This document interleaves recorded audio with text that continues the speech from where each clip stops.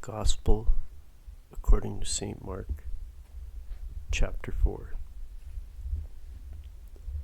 And he began again to teach by the seaside, and there was gathered unto him a great multitude, so that he entered into a ship, and sat in the sea, and the whole multitude was by the sea on the land. And he taught them many things by parables, and said unto them in his doctrine, Hearken, behold, they went out a sower to sow. And it came to pass, as he sowed, some fell by the wayside, and the fowls of the air came and devoured it up. And some fell on the stony ground, where it had not much earth. And immediately it sprang up, because it had no depth of earth. But when the sun was up, it was scorched, and because it had no root, it withered away. And some fell among thorns, and the thorns grew up and choked it, and it yielded no fruit. And other fell on the ground, and did yield fruit, that sprang up and increased, and brought forth some 30, and some 60, and some 100. And he said unto them, He that hath ears to hear, let him hear. And when he was alone, they that were about him with the 12 asked of him the parable. And he said unto them, Unto you it is given to know the mystery of the kingdom of God. But unto them that are without, all these things are done in parables, that seeing they may see and not perceive, and hearing they may hear and not understand, lest at any time they should be converted, and their sins should be forgiven them. And he said unto them, Know ye not this parable? And how then will ye know all parables? The sower soweth the word. And these are they by the wayside, where the word is sown. But when they have heard, Satan cometh immediately, and taketh away the word that was sown in their hearts. And these are they likewise which are sown on stony ground, who, when they have heard the word, immediately receive it with gladness, and have no root in themselves, and so endure but for a time afterward.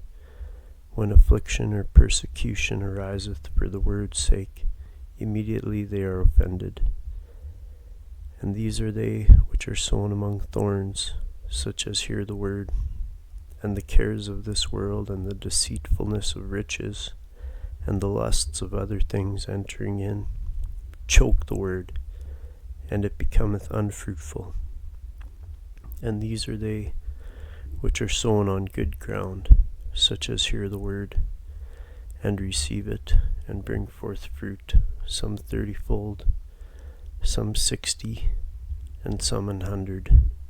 And he said unto them, Is a candle brought to be put under a bushel, or under a bed, and not to be set on a candlestick? For there is nothing hid which shall not be manifested, neither was anything kept secret, but that it should come abroad. If any man have ears to hear, let him hear. And he said unto them, Take heed what ye hear. With what measure ye mete, it shall be measured to you. And unto you that hear shall more be given. For he that hath, to him shall be given, and he that hath not, for him shall be taken even that which he hath. And he said, So is the kingdom of God, as if a man should cast seed into the ground, and should sleep and rise night and day, and the seed should spring and grow up, he knoweth not how. For the earth bringeth forth fruit of herself, first the blade, then the ear, after that the full corn in the ear. But when the fruit is brought forth, immediately he putteth in the sickle, because the harvest is come. And he said, Whereunto shall we liken the kingdom of God? Or with what comparison shall we compare it? It is like a grain of mustard seed, which, when it is sown in the earth, is less than all the seeds that be in the earth. But when it is sown, it groweth up, and becometh greater than all herbs, and shooteth out great branches, so that the fowls of the air may lodge under the shadow of it. And with many such parables spake he the word unto them, as they were able to hear it. But without a parable spake he not unto them. And when they were alone, he expounded all things to his disciples. And the same day, when the even was come, he saith unto them, Let us pass over on the other side. And when they had sent away the multitude, they took him even as he was in the ship. And there were also with him other little ships. And there arose a great storm of wind, and the waves beat into the ship, so that it was now full. And he was in the hinder part of the ship, asleep on a pillow. And they awake him, and say unto him, Master, carest thou not that we perish? And he arose and rebuked the wind, and said unto the sea, Peace, be still. And the wind ceased, and there was a great calm. And he said unto them, Why are ye so fearful? How is it that ye have no faith?